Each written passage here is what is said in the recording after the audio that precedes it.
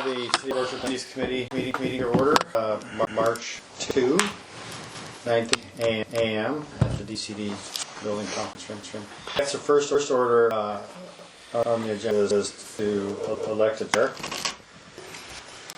Anyone on the chair? Nominate Scott Diener. Second. I'll accept. Vote. All in favor?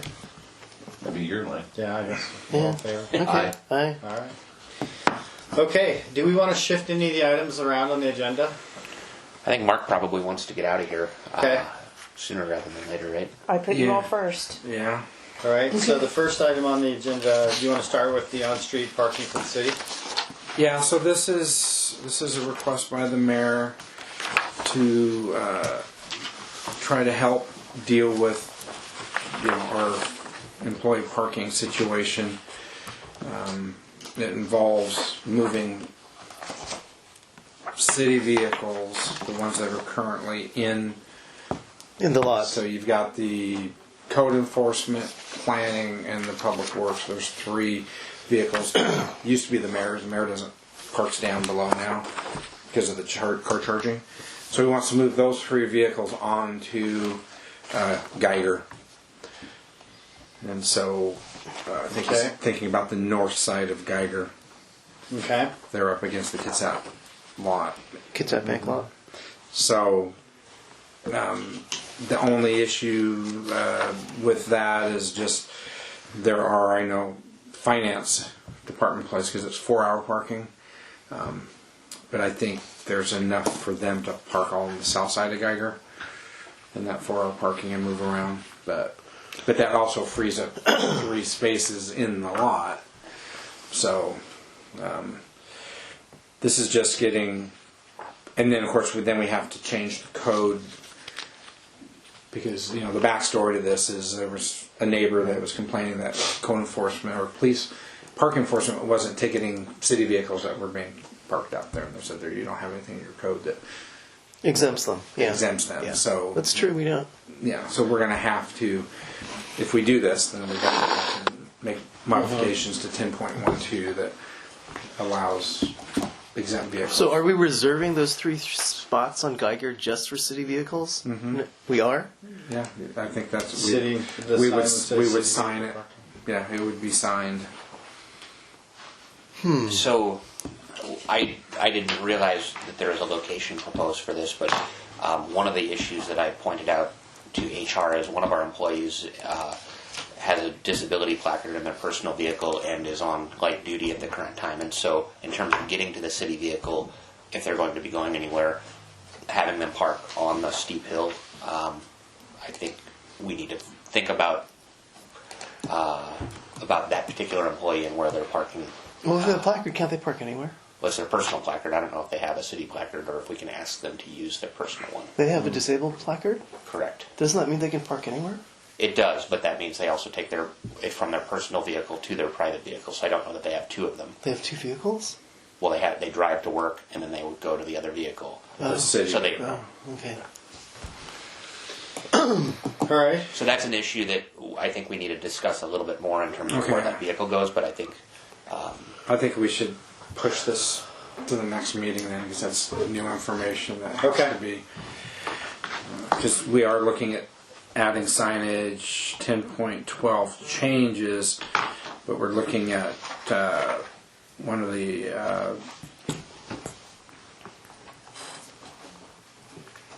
city vehicles that have the ADA placard.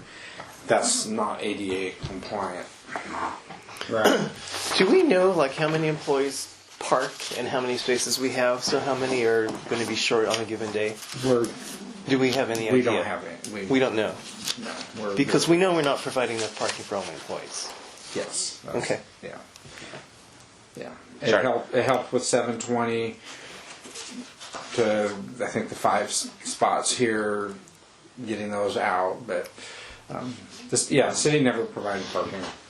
Yeah, Correct. so there's never been a comprehensive plan on So, the park. Yeah. for the sake of time, we're going to move this one to the next meeting.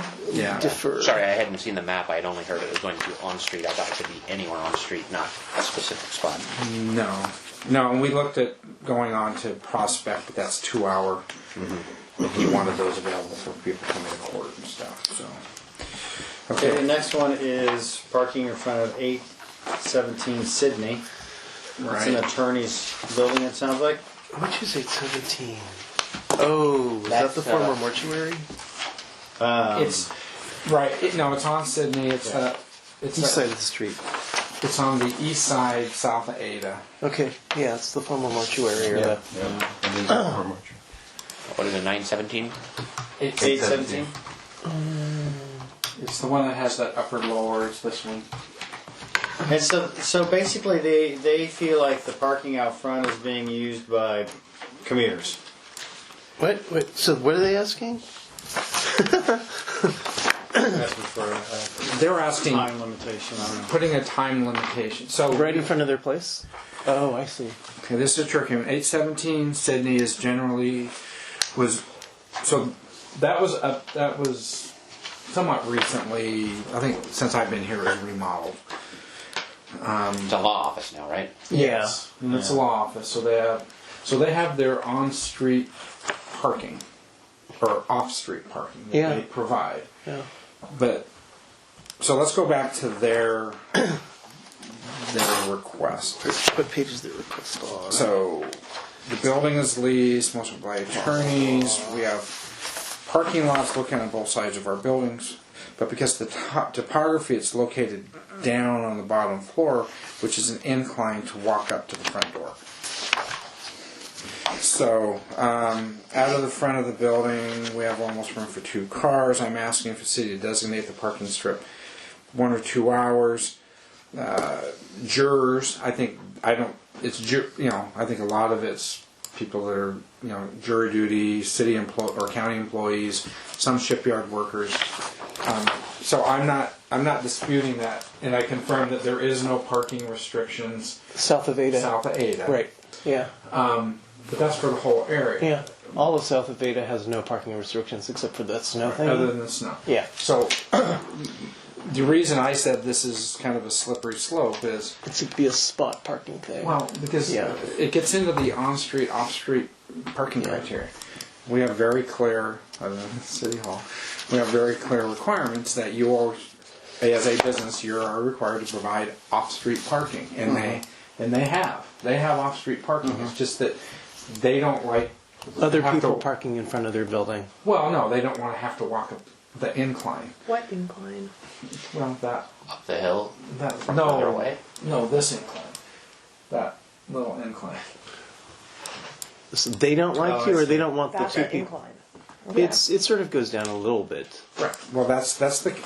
If you read their email, that is the basis for their request. Is we have parking lights located on both sides of our building because of topography, it's located down on the bottom floor with an incline to walk up to the front door. And That's pretty. yeah, I just think that this Why can't is. they go in the basement and just go upstairs? Well, again, it's one of those things that the building is remodeled. They're meeting their off-street parking requirement, and I think it's opening up a whole precedent to suddenly start allowing people to designate on-street parking to meet their It's a building slippery parking slope. needs. It's a slippery No slope. pun intended. And I would say the county is working on a project to Yes. provide additional parking, and so this may be fixed With that, in the next 2 years anyway, without action from the city now. right? It sounds like agree. it might be commuters more than county officials. I agree. They don't want people parking on a continual basis front. in front. And Yeah. that's But they too put bad. trash But cans there. every That doesn't look business- really that's nice the either. same. Yeah. Yes, That's what I'm not saying. That's ADA too bad. compliant. Yeah, the trash cans there is not very appealing. I think they pull them in, except on trash day. They have 24 Yeah, hours to that pull was a them in, trash day. that I've learned. It's okay. So. My feeling is no. Yeah, it's just like Nick said, and I really, the courthouse is going to be dealing with the jurors and all that, with all the parking they're providing, and county employees. So that's all going to be redone. could be shipyard workers, but again, Actually, can we look back at it? Even if they have elderly or disabled, they still have to go upstairs. What if you're on a wheelchair? You can't get up well, through the their stairs building there. is not ADA compliant. So- we're certainly not gonna. There's another issue that city's gonna have to address in the future, which is tick marks. Anywhere Yeah. where we have tick marks, we're required to actually designate a percentage per ADA. Oh, okay, ADA. So the city's gonna have to look at either doing that or removing the We tick should marks. remove them. It's an inefficient use of our parking anyway. Right. They're way too big. Yeah. Right. So that came I up. agree. Yeah. Bremerton. So Okay. I would just add too that this is part of our sub-area plan for downtown, and so looking at on-street parking issues, and parking issues generally is going to be part of the study. And if the character of this portion of Sydney is going to change at all, that's going to be identified in the sub-area plan, and we may want to talk about those restrictions as it relates to any intensification of use along kind of this southern Sydney corridor once you're at the top of the hill.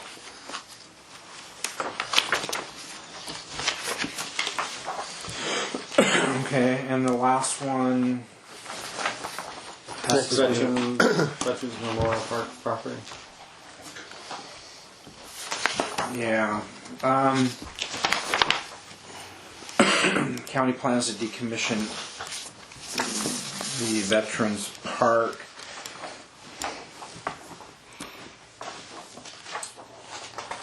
I think the only issues going on there is we know that the Veterans Park is included in our parks plan, even though it's in the county. And I know that the mayor spoke to this, I think, at the council meeting on his mayor's report. So the city really just needs to decide if they want to Annex it.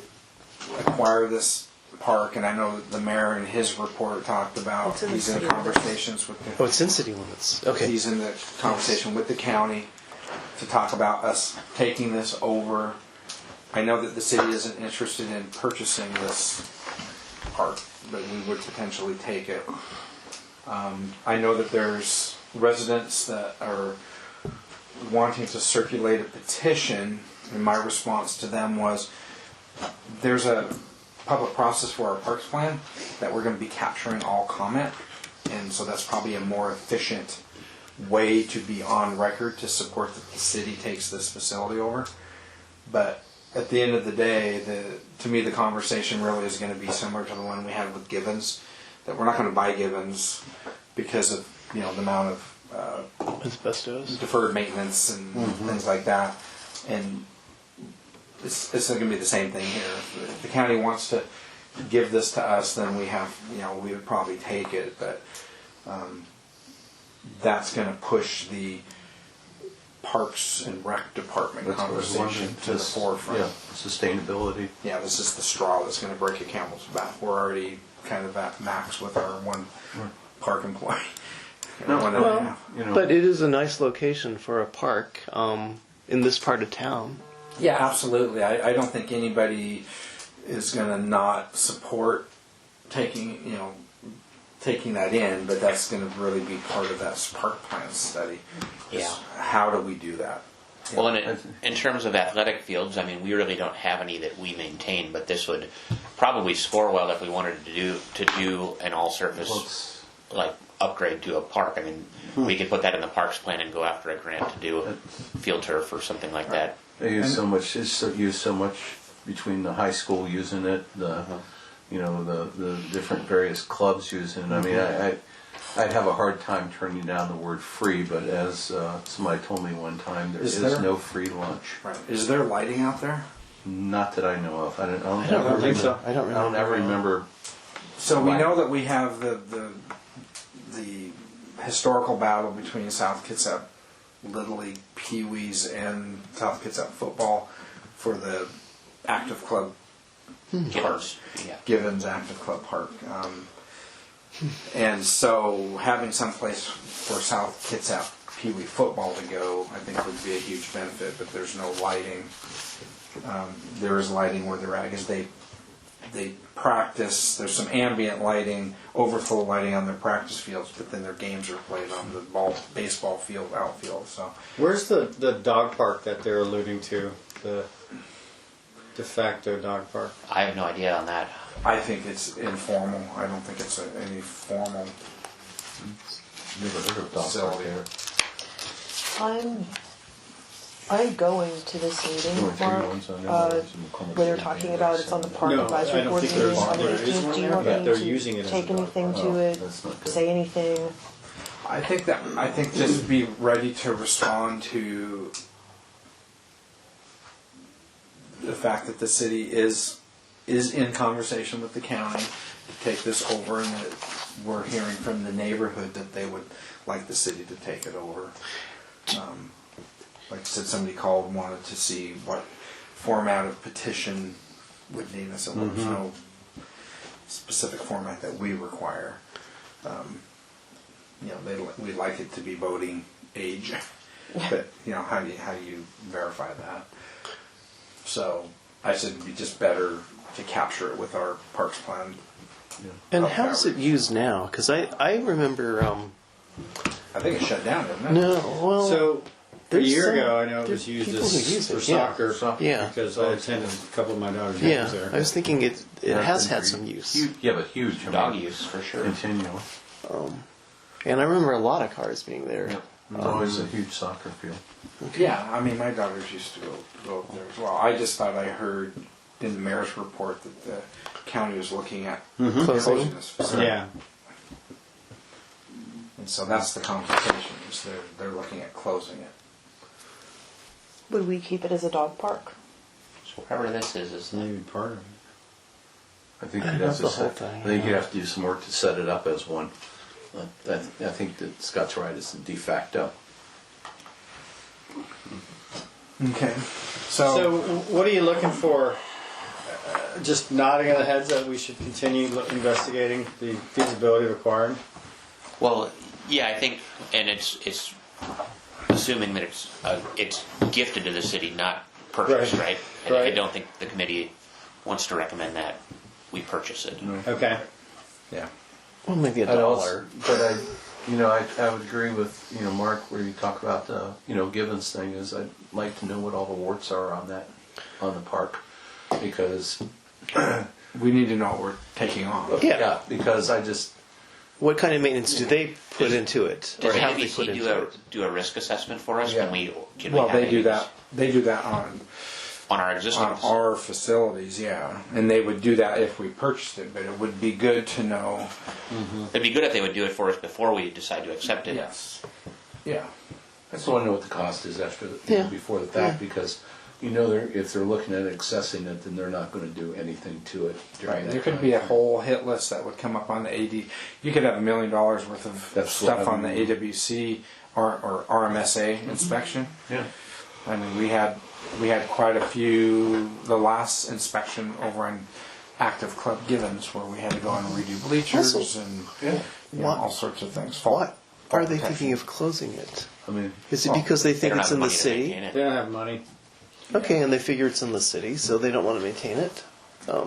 Is it through lack of use that they want to close it, or I think it's, It's how not we like- make it. Well, I think They, I think it was an article or something said there's 70 parks that the county has, and they can't maintain them all. And so So they're starting to go through and identify those. the that ones that are in UGAs or in other municipal limits? maybe, but it could Yeah. also be driven by the deferred maintenance costs and not wanting to go Yeah, there. that would be good to know what their reasoning is, or Well, again, what's different from this property than the other, because most of our current facilities are fairly, I'll say, a higher mix of leisure use, not necessarily active play areas. McCormick Park's really our first park that really has, even Central Park, it's got a few swings and slides, but it's still people just kind of walking around. This facility is really geared towards events. yeah. And unless you're getting lease dollars and people paying for events and hosting tournaments and doing things like that, you're maintaining a whole lot of area for a few people to throw a frisbee and walk their dog. So to me, this type of facility would have us jump into the Parks and Rec Right. program. So some of those pictures showed a chain or a chain link fenced area. That's down there. I know there's a fence along that backside. Yeah, I don't know where But that it's might not be. like a thought it was a dog. It's more. Are there more just keeping sprinklers? out. Do they water it or? I'd be Not this part surprised. No, I think the fields themselves are sprinkled. So what's the water bill? Huh. But that's Well, what right. I'm saying. That's the whole. Yeah, we need to know. It's one thing, we know we're not interested in purchasing it, and we don't even know if we'd really be interested in taking it for free until we know, it's buying a 1998, Chevy van. Or are you buying somebody else's problems? Just the transmission need replacing, I think we need to know more, get their records of their maintenance, what they've done, what they, I mean, do we even have a mower that can do something this big? I mean, this is a major tractor, not right. what we have now. No, we don't. We don't have the equipment to maintain this. We don't have a riding tractor. We have a stand. small one. We have a stand Yeah, behind, okay. or The stand. self-propelled one. Oh, I thought Clayton Park. There is a used- parks building over here. Yeah. To me, again, but we don't have this type of, unless we have a Parks and Rec department that actually will then get into managing and leasing and setting it use for that field. That's just not going to be out there for kids to kick a soccer ball around. This facility set up for active Parks and Rec use for leagues, whether it's football or soccer. I thought there was somebody that used to live on there years ago. Oh, in that little house, Yeah. the caretaker or something. Yeah. Groundskeeper Willie. Yeah. That could be rental income. Okay, so at this So we It also doesn't need to cost ask ourselves what will happen if we don't take it. right. Would the county put it up for disposal and then have? Surplus. Apartments built on it. Yeah. Yeah, it's And- Well, it's in the private. city. I mean, it's right now. It's not zoned for that. I'm guessing it's zoned as a public or a park right Community now. facilities. Right. So they'd have to seek designation in the comp plan, and They have to go comp plan amendment, but again, it's on the surface. It's like, hey, great, we'll just Yeah. take this in, but it brings up a lot more questions than It is also really huge. I mean, it's bigger than any other park outside of McCormick. It's bigger in than the It's city. about 5 acres, isn't it? oh, it's bigger. It's than bigger than Bigger than Powers Park, for example. It's bigger Yes, than. it would be our biggest park, but more Yeah. importantly, it's our largest. I mean, McCormick is largely passive use.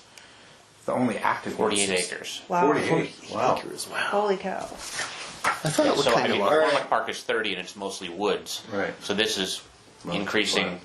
tenfold our Right. parkland that we have to maintain. Yeah, this is a game changer on how the city views parks.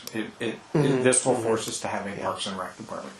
In my history with Parks and Rec is growing up in Bremerton, where you had Bremerton employees that ran the facilities and they scheduled events, and they had golden ball, basketball leagues and soccer leagues, and they maintained the fields and they run tournaments.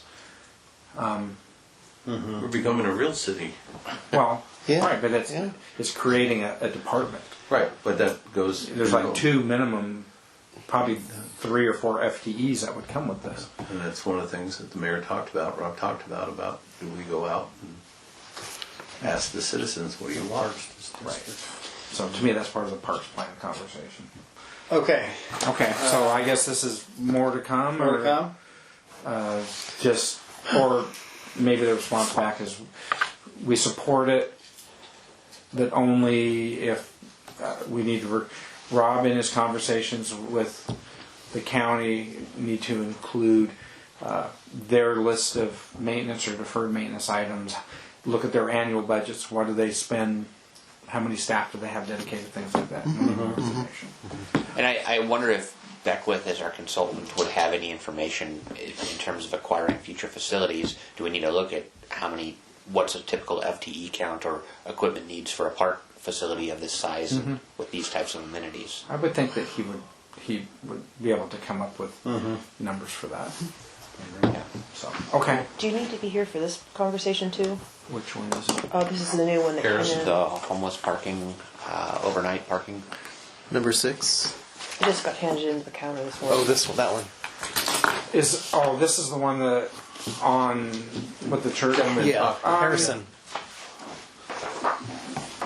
Yeah, I mean, I can be here for this one. I mean, to me, it's Should we add it to a future agenda, or do you just want to do it next? I'd like to add it to a future agenda. okay. Okay.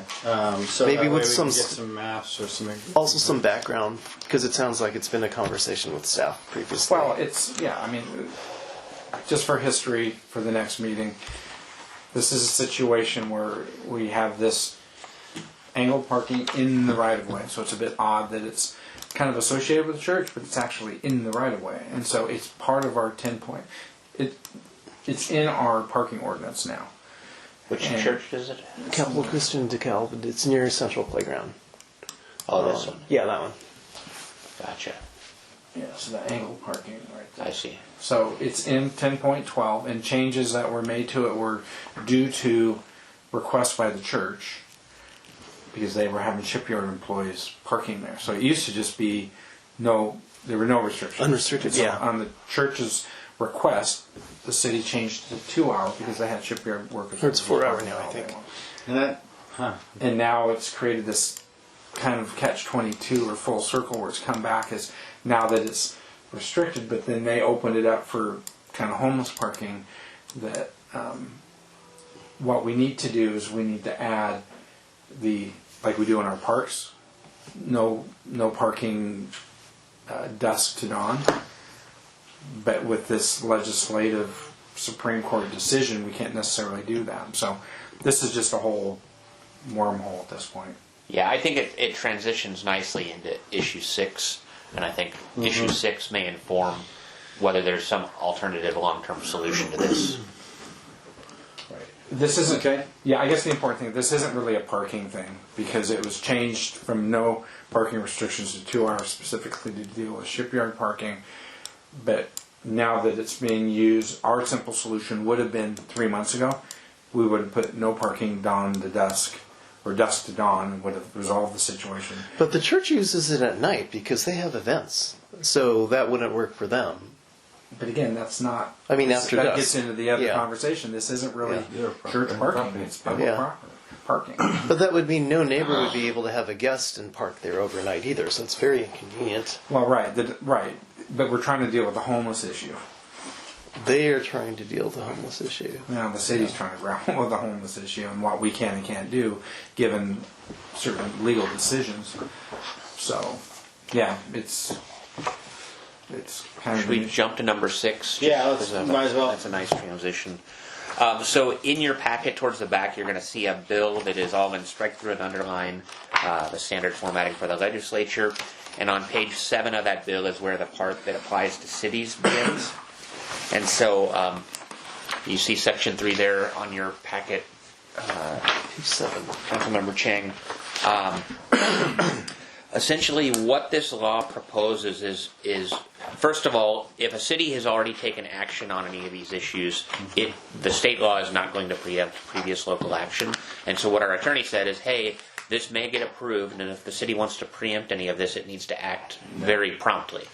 I'm not sure that we need to act. I think we do have a homeless problem, and we don't have a good solution ourselves, and this is something that would empower churches to potentially handle some either vehicle parking for overnight use, also encampments.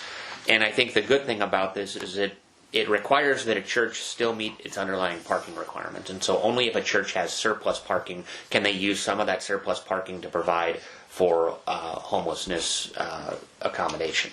And I don't know that all of our churches, certainly this church doesn't have any off-street parking to meet its demand, so this church wouldn't even be able to provide homeless encampments. But some of the other churches, the one that I think of where we did the tornado response up here at Mitchell and Christian Life? the Christian Life Center probably has more than enough parking to where if they wanted to dedicate a corner of their area for homelessness vehicles and put out porta potties or allow access to their restrooms, they could. I think Christ the Rock Church could also do it, though with the lack of transit, maybe that's not the best location. So there are a handful of churches around the community that if this state law were passed, would allow them to take some of the homeless population into their parking lots.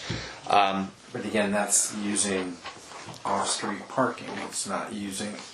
Right. No, it's not right of way. Parking in Yeah. front of the church is part of that thing. And that's another difference here. Is again, like I said, the church in downtown doesn't have any of their.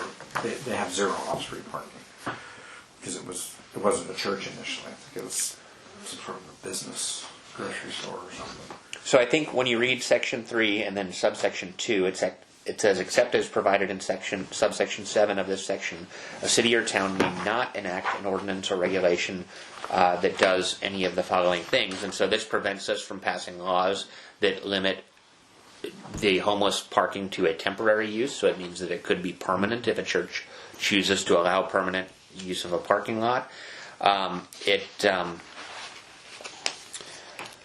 Let's see. It doesn't. It limits on the number of outdoor encampments, so we can't place limits on the numbers. It does say that restrooms have to be provided, and that the parking requirements of the city still have to be met. And so the churches that we have would have to count their square footage, figure out what their parking requirement is, and whether they have more than enough or not. And if they have more than enough, they could dedicate a certain amount of that parking for homeless use. It does also reserve some protection so that the fire authority can come in and make sure that conditions are safe from a fire code perspective, to make sure that we're not putting life and property at risk. Anyway, the city hasn't taken a position on this code. We could oppose it, we could support it, we could do nothing, we could take action to preempt it. There's a lot of choice that we have right now. But from my perspective, and watching what the county has done in terms of trying to do a tiny house development, every time they find a site, the neighborhood comes out and says, no, we don't want this here. And so in some ways it's nice when the legislature gives you that mandate and says, we're going to allow this in certain areas. And it takes the power away from the city council, but then when the public comes and says, we don't want this in our neighborhood. I feel uncomfortable restricting what a church can do with its own property. If they have the appropriate space. I mean, it's like limiting what a private property owner can do on their property as well. Mm-hmm. So, And I would concur.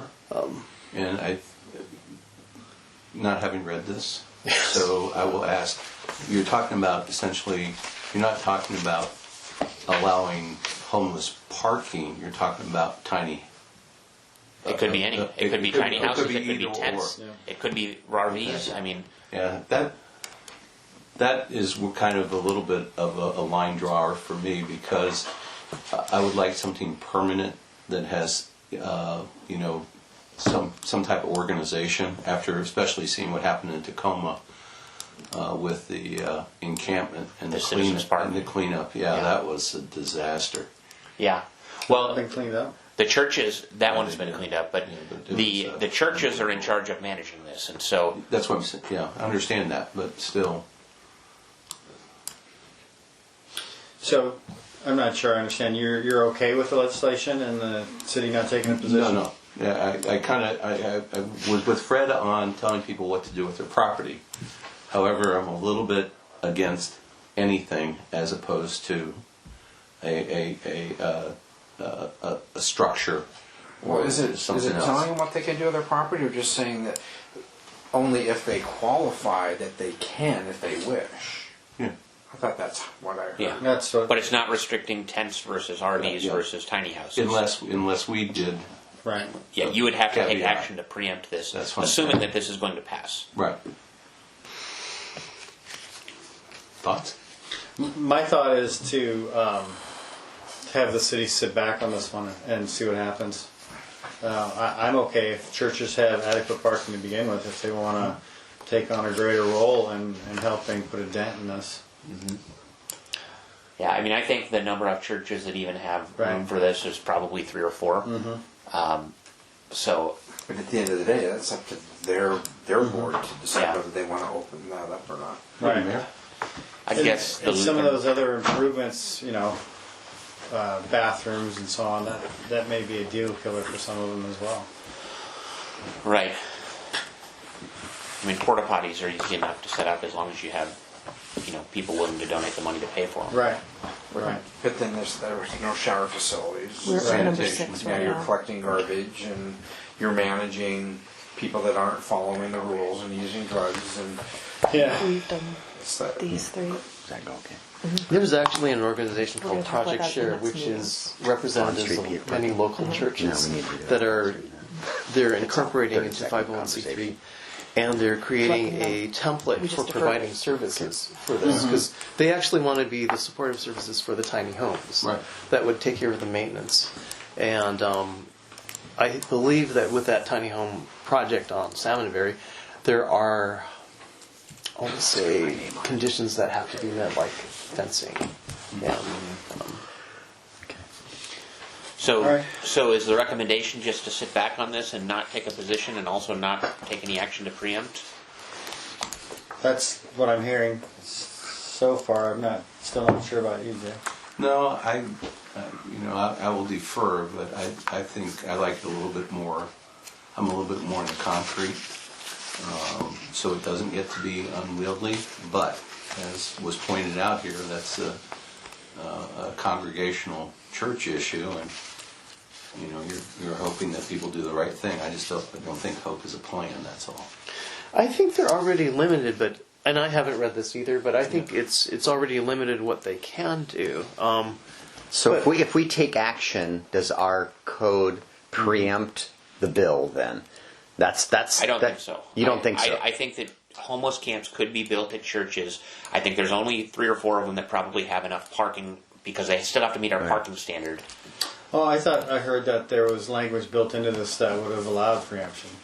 So It allows us to take action to preempt this, but Yeah. we have not preempted this. Right. that was my question. Yeah, If right. so, if we could find ourselves in a better place if we take action versus being subject to the cookie cutter bill. That's kind of where I was at.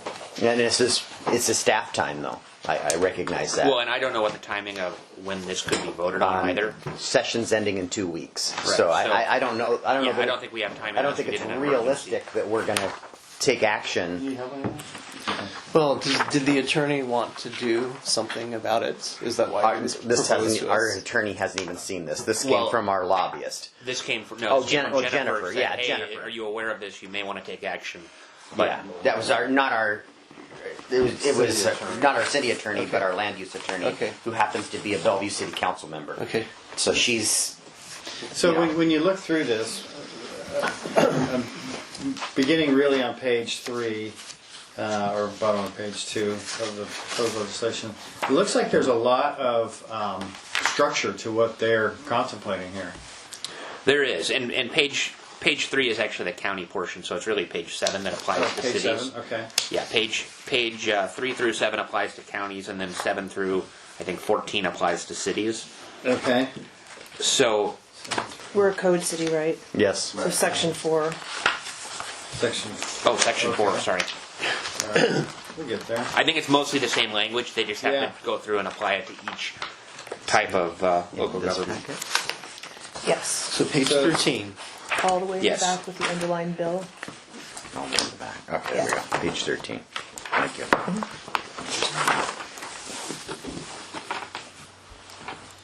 6 months during any calendar year.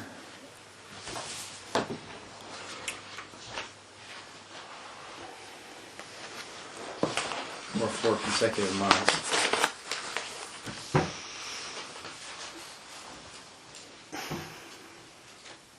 So it seems still pretty structured.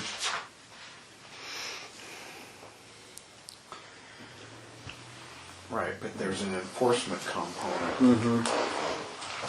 That if somebody that takes this on isn't complying, who's responsible? I think it's irrelevant for us to dive down into this because we aren't going to be, if the session ends in 2 weeks, Yeah. we're not going to be able to develop Get code something. done. So I get it's good information, but unless we pass an emergency action next Tuesday, the session's going to end.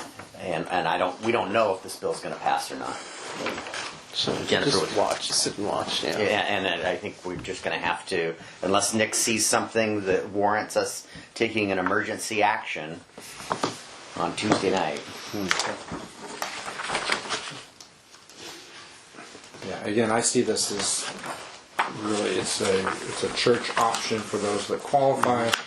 To me, the only issue that the city's going to have to inherit is if it passes and the church goes into it, there's going to be an enforcement component if they're not doing what they're supposed to be doing. Right. Which it would have even if we tried to adopt something similar. Okay. So we're gonna let it roll unless in the next. I mean, if Nick comes back, he could be at Tuesday night's council meeting.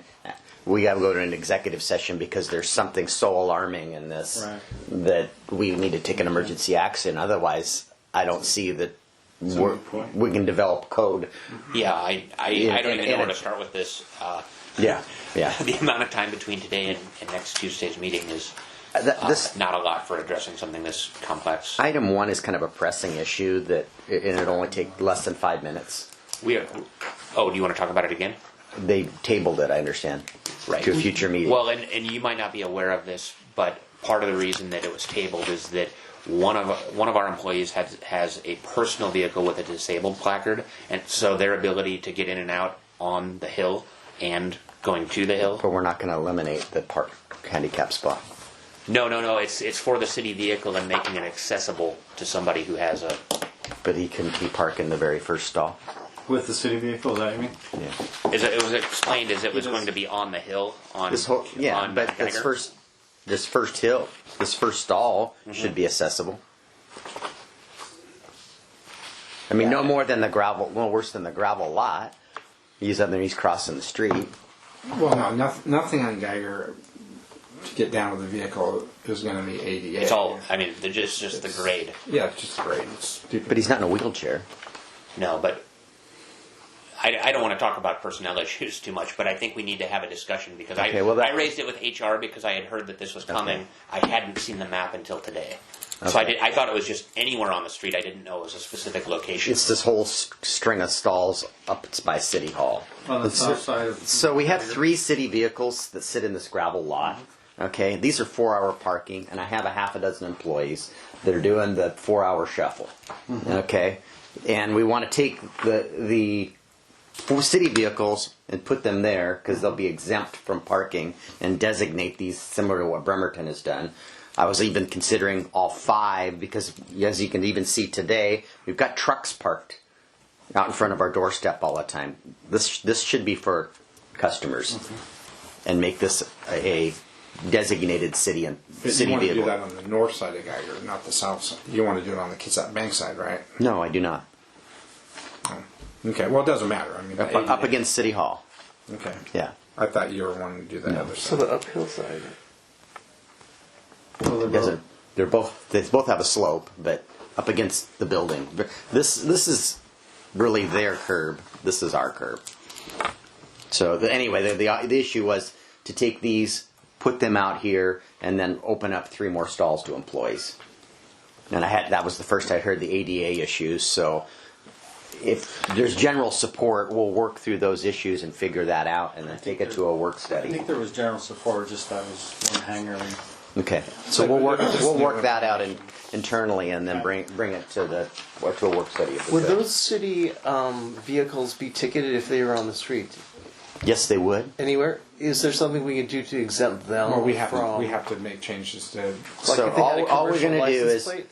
all we're gonna do is put just like Bremerton has, and the entire block in front of City Hall is put a sign that says "City vehicles here to corner," and so these are designated city vehicles, and public can't park in them. Because they sit there overnight. They sit in this parking lot overnight because these aren't take-home vehicles. Right. So we're storing vehicles in this Three of employee the lot. 5 would be City, on all night. they'd be sit there all night. So we'd have to sign and we'd have to make a change to 10.12. Okay, so what I'm hearing is, we were saying before we're going to bring this back to land use. We'll work out the ADA So we're just going to take it to work study. once we solve the problem that I wasn't aware of. Okay. Okay, and I guess just so you know, for 17 Sydney, we're taking no action on that at this point. That's the attorney's office on Sydney, because they've got off-street parking. It's a whole can of worms to designate just Is for. that the new law office that just opened up? Okay. Yeah, and No, that's and we, that's the old mortuary further up the street. You're thinking of the one on the corner of this Division. is Kelly, and Looks like Drury. And Drury had an office there. Drury. Oh, yeah, it's Yeah. What's her name? Kathy Schultz. It's Kathy Schultz owns that building, yeah. So and Tim Kelly's in the basement. Tim Kelly's in the basement. Tim Drury used to be in the basement. Yeah, they've got a huge parking lot. They don't want to have to walk up the hill. They didn't like the two spots on the street in front of them being Commuter parking. unrestricted. Yeah. Because it's everything south of 8 is unrestricted. People are parking there all day in front of the. Yeah. But that's happening all throughout the city. So we figured with the new parking that the county's going to be providing and everything changing, there's no reason to. Unless it's commuters walking that far. You don't know. You don't know. if Some it's may, yours. south of Ada, but I mean, we may want to entertain a 4-hour instead of unlimited, if it's because the county lot is not going to change commuter behavior. But we don't have any parking down Sydney, so you're really talking about Yes, we do. We from Division down, it's 2 hours. from Ada up. Yeah. There's no parking restriction Correct. in this area. And this is what should we be expanding that farther? I guess I would expect that if the county employees are suddenly going to be accommodated, some of the surrounding areas are going to be less crowded with county employees, and the commuters are going to go closer to the waterfront. So Yeah, but this right here, or Mark's saying it's Ada, so we're here, yeah. So right now, here, north is already regulated. They're just saying, can we take that regulation down farther? Right, but the issue though, Rob, is we're allowing a business that's supposed to provide their off-street parking, which they are, to also further restrict on-street parking in front of their building, and that's a whole slippery slope. with they all want kinds 2 of hour just in businesses. front of their building. Is what they're I asking wouldn't for. support 2 hour, but if it's commuters parking there and storing their car all day, that would be a different argument than the county operations. But let's wait and see what the county does with their lot, and if it solves the problem. I don't think that's where we were at. I don't think it's going to solve that problem. Well, if it's like the gravel lot today, there's no restrictions on who uses it, including commuters. Oh, the gravel lot? Really? Yeah. Oh, I should There's park no there. there's no This one? parking pass system. Yeah, I bet there will. Unless Be. they've- I bet there will be. Well, I'm hoping. Oh, that gravel lot or the Yeah. one off of Sydney? Yeah. The No, one that at Sydney gravel Division? tailoring. Oh, okay. Oh. Yeah. Well, and There's no enforcement right now. But Right. yeah, That's a weird lot. but you see people in that southern lot parking and walking in a different direction than the county offices, interesting. or I should say you used to. But also, the county parking has, it's not provided free. It's what, $20 a month or something? That's free. The gravel lots. If you are want to free. park in the paved lots or anywhere else, you got that. Oh, so there's paid lots and free Okay. lots. So there's Okay. lottery space. So I know you got to leave at 11, so do. we've kind of About a backtracked. little before 11. All right. Comp plan? 4 minutes? yes. So the comp plan docket, we've put together a packet that'll go to council. I think it's going to the first meeting in March, right, Carrie? Yes. So the city filed several amendments, and we had 2 private amendments submitted. We are recommending that all of the city-initiated amendments go forward, and I'm just looking for the page to refresh my memory as to what all is included. We want to update Table 1 of the land use element to, and this is going to tie into our buildable lands report, but right now, because we adopted the form-based code with no densities, we want to have assumptions for our zones in terms of what their performance is projected to be, because we don't have a history of seeing how they're going to perform. I think we've had 3 That's a apartment great projects idea. come in. We know what the range of maximum densities is based on building type, and for instance, in the R2, I think it's like between 7 and 12 units per acre is what theoretically could happen, and we want to just kind of peg a number that says for our planning projections, we're going to assume about 8 units or 9 units per acre in this zone, rather than leaving it up to the theoretical maximum density, which really could screw up a countywide lands analysis. So anyway, we're just adding some information to that table. In the utilities element, we're tweaking some capital project lists to include specifically the area by Sydney and Sedgwick. Those sewer lift stations were kind of a to be determined project, and what we're proposing to do is to add those to the comp plan, which will allow us to amend our CFC calculation so that if somebody builds one of those facilities, they can seek credit under our code for that sewer facility, because there's lift stations needed out there that are about $1.5 million a piece, and no one property owner seems to be big enough to build that facility without some way of getting a credit for it. Probably 2 of them at least, and rebuilding Bravo Terrace is a third. Albertsons, you mean? Rebuilding Albertson. I think Bravo Terrace possibly too gets rebuilt with Glenmora. So Oh, Bravo. Yeah, that one. there's Okay. one Yeah, across that's right. from Sorry, Bravo Terrace. Are the 2 private requests 16 and 17 on page 4? Shabazz. I don't see page numbers on my packet. The beginning of it, like this one. Here, this one. And Hillside Professional Building. Those are just clean. That's zoning cleanup of things that we found Okay. that Those are the map amendments.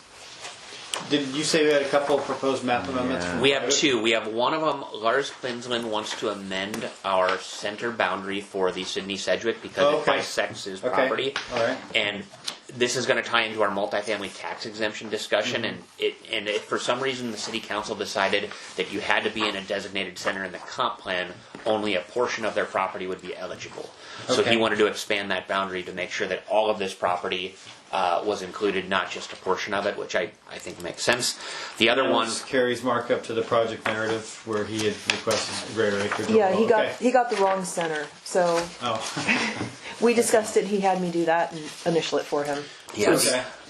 Is he still, let's say, MDR to C? Is that multiple? Are we on No, that's back at something 4, or else. Are we at? We're back at 4. Okay. So Okay. So the one that I have not recommended moving forward with is Errol Dow came back and applied. He wanted to change the area near the industrial park, which he owns a patchwork of properties. He wanted those to go back to single family from multifamily high density. And so he owns properties kind of scattered throughout this area. There's a guy named William Brown, and then there's Errol Dow who own, let's see, I think this one's that's William Brown, Errol Dow. So it's a patchwork. William Brown has not filed for an amendment, so his would stay industrial and multifamily high density. Errol Dow wants to go single family low density.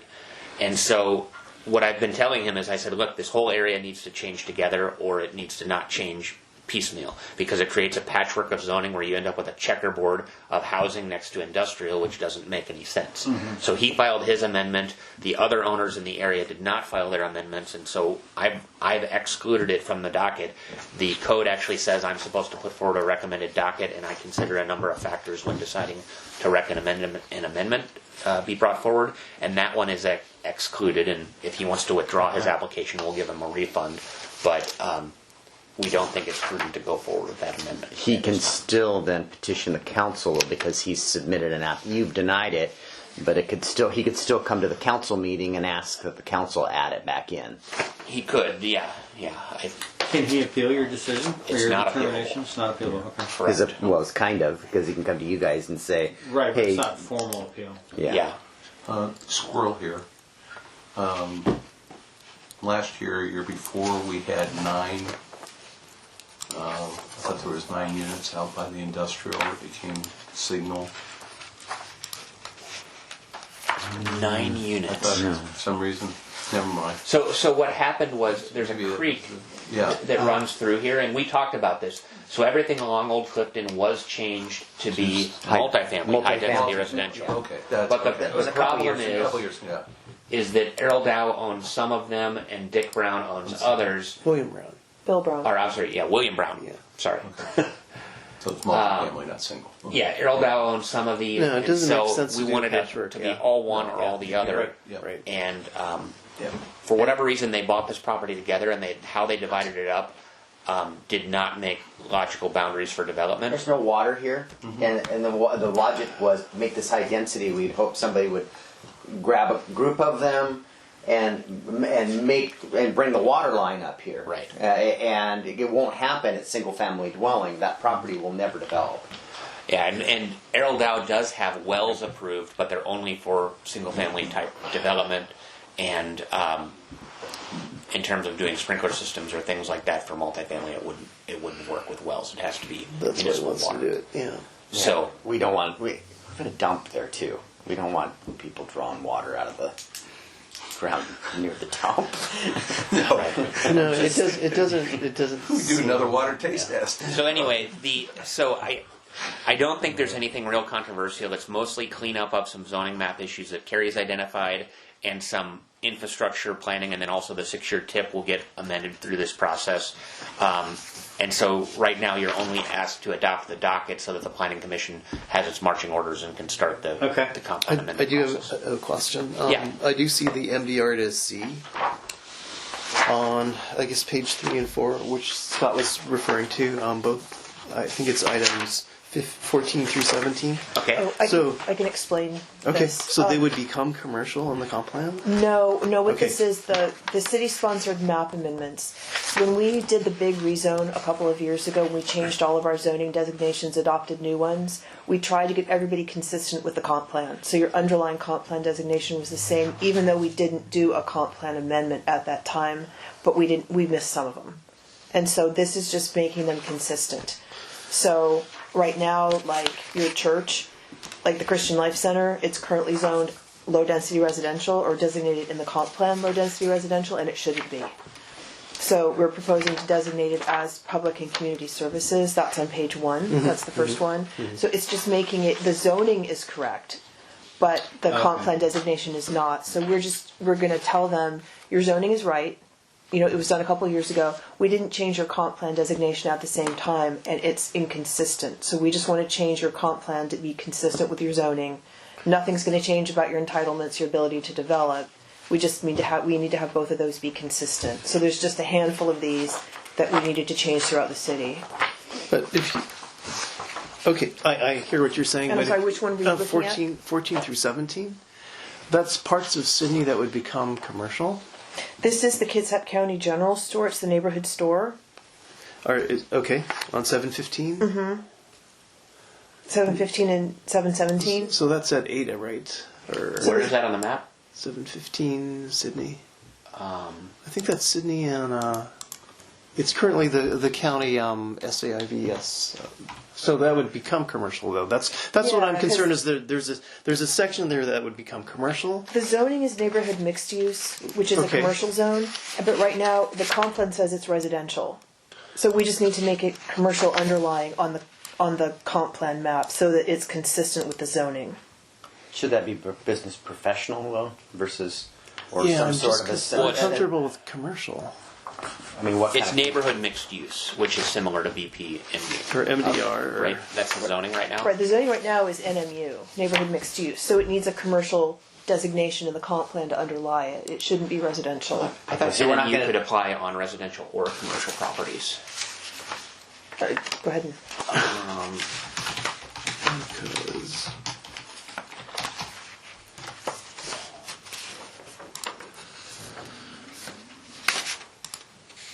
okay, like this says the zoning is currently neighborhood mixed use, and the current comp plan is medium density residential, which I think is okay. So I'm just concerned about the proposal that it become commercial on these particular properties. Well, it already is zone commercial. So that's the thing. It's already. Oh, it is. It already is. NMU is a commercial zone. Okay. But it should have the comp plan designation underlying it also be commercial. So right now the two things are inconsistent. So we just need to. But is that unrestricted commercial? Like, could they put in a gas station? No, No, they would have NMU to, does they would not have allow to do a that. rezone Yeah. in Okay. addition to the comp plan amendment to get the gas station to do a gas station. So Right, NMU is very restrictive on what you can put in it. neighborhood mixed use is So it could be an professional office building could go in there. And It's really the only commercial building in the NMU is a shop front house. Otherwise, it's all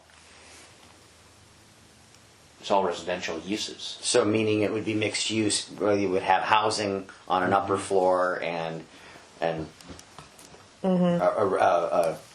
commercial. Yeah, it's made to look like a house, but it can just have a storefront. And that's on the why ground floor. I like the comp plan designation of MDR, or mixed density residential, because that So it's got to look like a medium. house. Yeah. But it could It be could have a- professional office. could have a commercial component. It wouldn't be solely commercial, which the comp plan of commercial to me suggested could become only commercial. Well, see that it's a different issue. If we think Okay. if we think it has the I'm wrong not getting zone, it. Okay. if we think it has the wrong zone, then we could rezone it in the future. But right now, it has a commercial zoning, NMU, but it's inconsistent with our comp plan, so that's not good. So we're updating the comp plan. Our code is the driver. Okay. No, our comp plan should be the driver, but in this case, we zoned it based on what is there, not because Then that's what's a there commercial is, building. is currently residential. I mean, No, like it's- number 16. Number 16 It's is residential. It's commercial right now. Okay, that being number 14. But even like number 15, parcel 15, 812 Ada. Oh, I see. It's next to, it's 812 Ada is next to that one. But then Yes. going on the other side, a big one. yeah, And that's the church. that's the county-owned building, which Yes, is a both church. of those are. But then that's number 16 is the one to the right of that, which is currently residential, and the lot next to it, which is also residential. So we would say that all those could become commercial. They could become neighborhood mixed use, which Okay. All right. And then the next one up, it already is. I mean, the It's- planning it's commission the- will study this Okay. and make a recommendation. Okay, yeah. What has been submitted may not be ultimately what is recommended. Okay. Because that would take us, what they're proposing would take us all the way to Kathy Schultz's office, the one we were talking about. So for everything from there down Yeah. to Ada Yeah. would all be the same designation. There is one single family home in that stretch. Yeah. But Okay. Anything else with the docket? We jumped around a little bit. I don't think there's any other issues. It's mostly to let you know that this is coming and kind of why it's coming and what sorts of things we're tackling. We are doing one map update in the transportation element. The street classification map has been updated because when we updated our public works standards, we more clearly defined our street section drawings, and I think there's a few minor tweaks to our road classifications.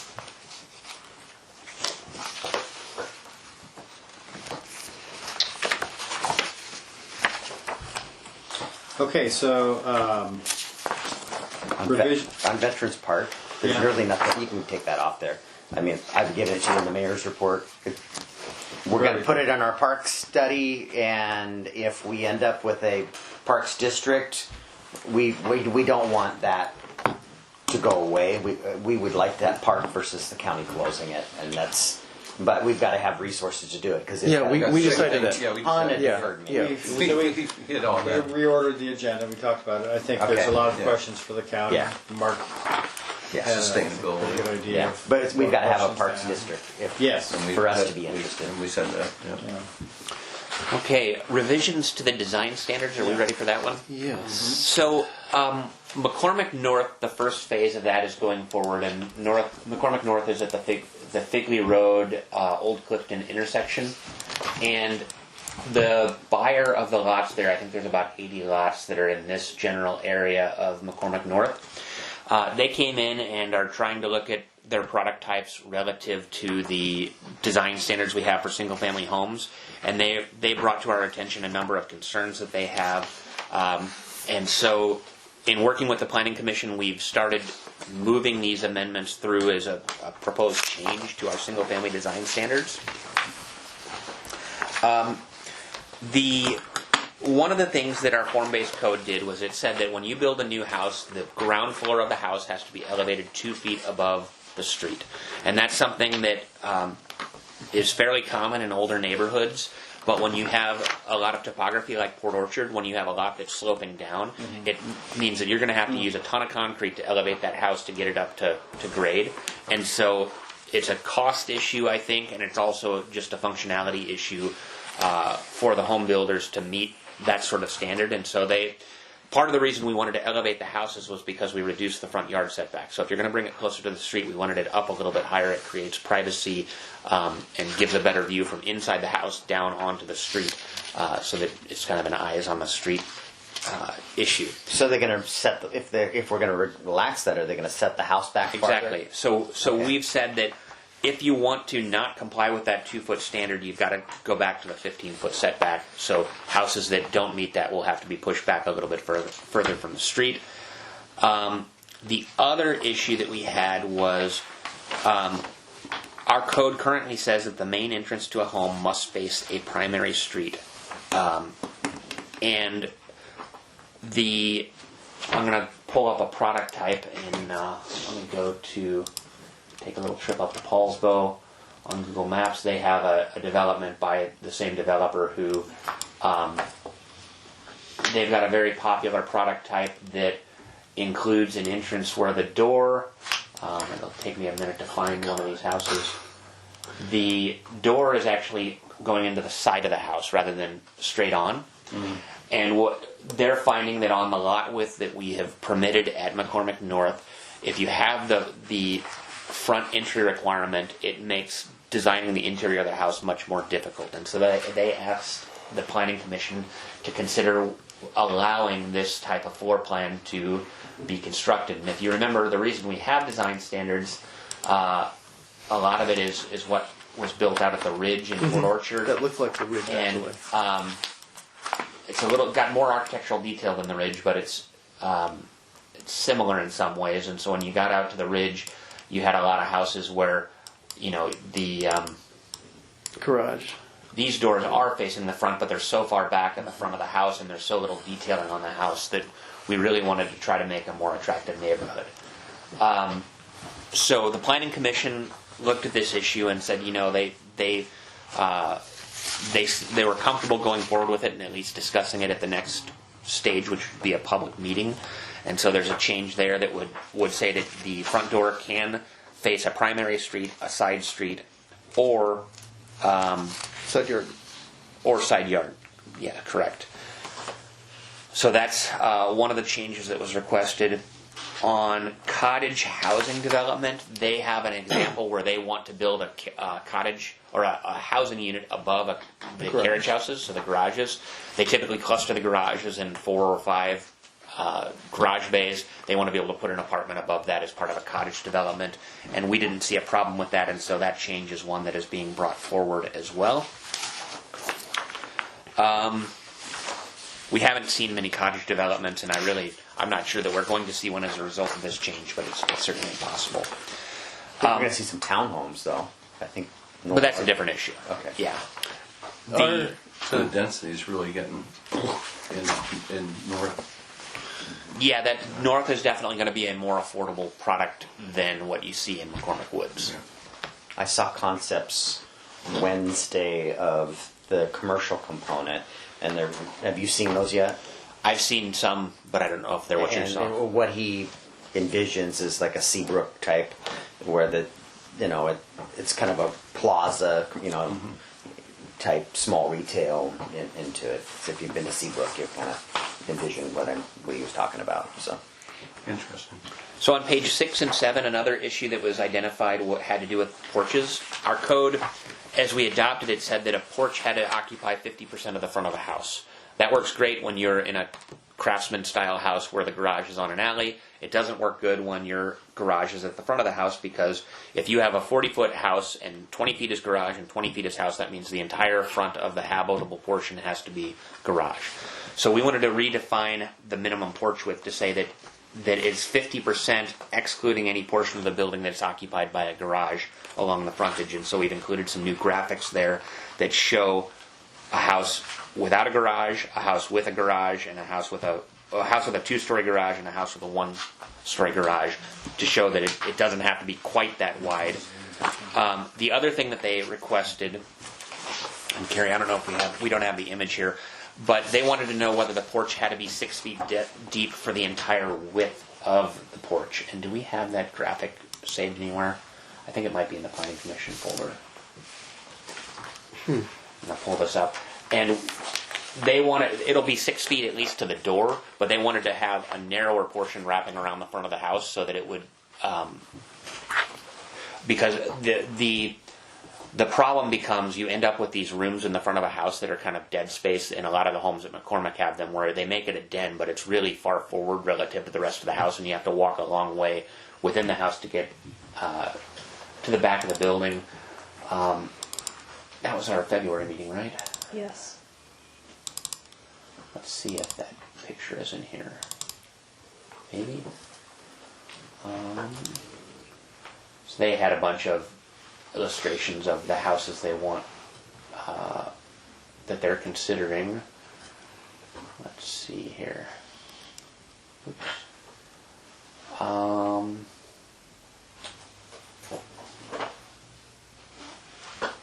don't know if I'm going to find this quickly. Well, this is interesting. There's just not a test afterwards. Yeah. Because these don't look bad. No, for the most part, I think they're pretty good. There was one with the side entry again. That one's actually nice. Well, you put more than one color of paint on something too. Sure helps. Yeah. But, and the detail. Yeah. Yeah, the ridges Oh, are exactly here's my idea of a good time. it's drawn onto this. So this floor plan right here, to meet the 50% width requirement, they want to wrap the porch around the front of the house and have it project forward. So part of the porch is going to be really deep, but part of it is going to be only 3 feet deep. So it has the architectural appearance of a porch, but doesn't have the full depth across the entire width. So it's 3 feet here in front of this bedroom, and probably 8 or 9 feet back to the door. So that's a change that we felt comfortable at least considering, and the Planning Commission, when we studied the issue, they said sure, bring it forward. So anyway, these are all requested by the developer. We're trying to work with them to make things work and still get a good product. And our hope, they assure us that that things are not going to turn out like the Ridge, and Even though it's the same developer. Yeah, I was going to say that. same developer. They said So that was it'll be a modification of the Ridge or improvement, Ridge 2.0 or something. yeah. Is there state legislation about 2 ADUs on a lot? There's a whole bunch of It's been proposed. There's a Yeah, whole Okay, bunch of so legislation. that hasn't passed. Okay. not that I know of. Okay. Just wondering. All right. I've got a couple of issues left. So the other one we had on here, the Cook Road annexation number 7. This individual had permitted some commercial warehouse type shell buildings, I believe. Is that Leader International? Yes.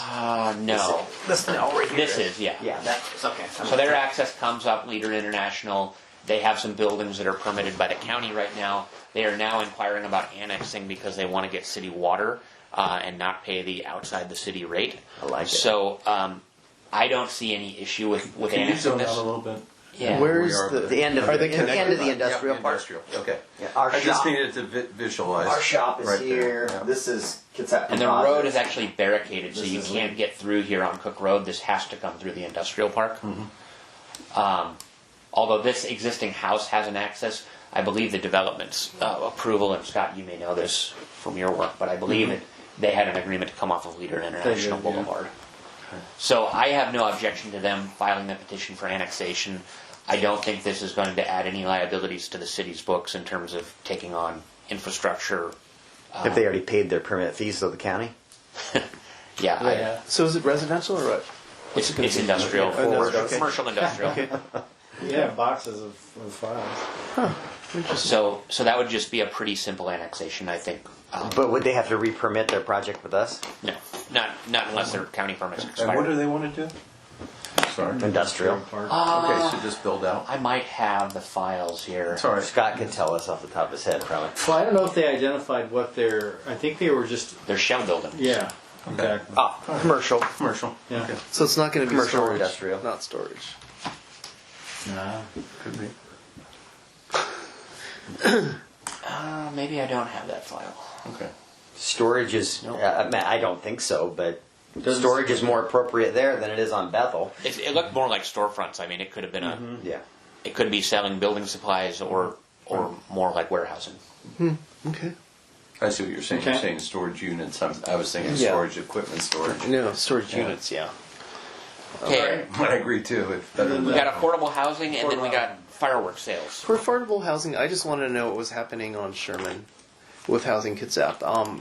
Carrie told me that it's in the permitting phase, so, you know, They had challenges with, I'm on the board. Okay. So they had challenges with so they put this all together and then we adopted our design standards. So they've had some challenges adopting to our design standards because they have a package, and many of we have allow 2-car garages. They didn't have a product for a 2-car garage, so they've had to redesign a bunch of their houses to accommodate our design standards, and I got grief for it. well, I'd rather they work on that than do work in Mason County. Well, then find them property. Well, but, it's the this is- affordability yeah. of property is the problem. But they've already purchased it, right? Yeah, they're building houses. They'll be done. In Sherman, on Sherman. They Yeah. own that property, right? Yes, they do. Okay. Yes. So I just wanted- the first group of families is being assembled as we Okay. speak. Okay. And they're waiting on. They've got to submit their house plans to us, and they had a hiccup.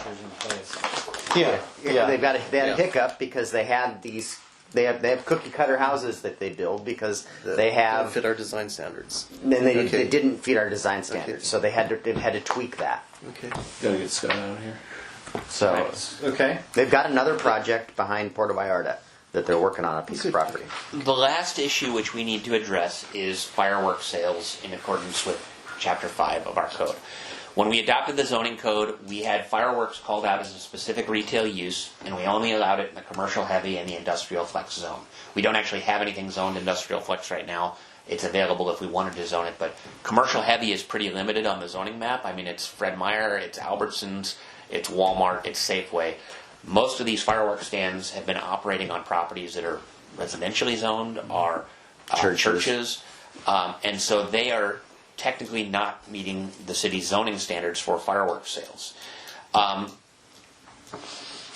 need some direction on. We're going to continue approving them as we did last year, because they had filed their application when the zoning code had changed. I think the deadline is the end of March or end of February for filing for that summer. But going forward, we need direction on whether we want to amend the firework code to expand where firework sales can occur, or keep it limited as it's currently written. Because currently the code doesn't allow them where they're Right. being approved. And I think what we're doing is right now we're saying, look, they're an accessory use, and we're treating it as an accessory use to the church because it's. But if we don't But- change the code, we want to let everybody know this is the last year your permit's going to be approved in this location, because a church in a residential zone is not an approved, it's not commercial and it's not compliant with our code. I like the 1 year Yes. warning. I like letting it go this year, but giving them a warning that in the future it should be. Also, I'm not sure which ones we're talking about that are in residential, because most of that I see are on commercial. Life Center does one. Okay. Christian Life Center. Okay. Okay, the bowling alley does one. Yeah, that's commercial corridor, not commercial heavy. So, And Nick just Okay. named them. Fred Okay. Meyer, Walmart, and Albertsons. Those are okay. Those are okay. Yeah. Probably That's- that's about it. Those are the ones I see most. and I think there's some up on Sedgwick too, right? I think does they set one up On that one of vacant John lot. Ryan's properties Okay. or something. Off of Yeah. Geiger or something. And there's one that typically goes on that vacant lot Outside of past Alpha. Oh, yeah. at Sedgwick and Sydney. Okay. Yeah. Okay. So we're letting you know we're going to start enforcing the code in 2021, and we're going to inform everybody, and it could cause a bunch of folks to come to the council meeting to say, "Hey, my girls softball team, this is our fundraiser, and you're impacting us." And I'm kind of like, okay, should we go the opposite way and expand? For that reason. But is it That's fair to what you people mean. that live in No, I get that. residentially Right. next to that because Yeah. they get lit off in Yeah. the lot. Wait, we're talking about sales. We're not talking about deployment. Correct. But with Sales. sales, you come people I that assume. use them. Sometimes where they shouldn't. I would move it to work study. I mean, but my personal one is, I have my personal feelings, but that's separate from Well, what I think. We're just, I'm comfortable with I'm comfortable with that. enforcing the code next year. Yeah. And if Yeah. we get an outcrying, then I we agree. can take up action. I'm more concerned on a different level of what is the future of fireworks in the county. Well, so there's that whole discussion as well. Yeah, that's what I'm more It's a interested little in. different, yeah. Yeah. And, well, These things take lead time because of how they order their products, and Yeah. I think that it's the right time to be talking about it for 2021. And Yeah.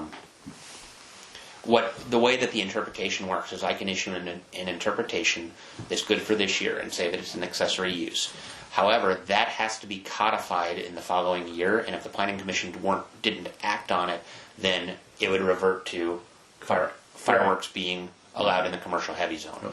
And so I'm putting us on the clock by issuing an interpretation right now, and we will need to take action, or it's going to revert. Can you develop a letter that goes out with each one of these permits and letting them know of this and that next year that this site that you have is not compliant with the code? We could have, but we're not going to. Well, no, we Well, I can't. mean, you could enforce it this year. That wouldn't be fair. That's what I'm saying.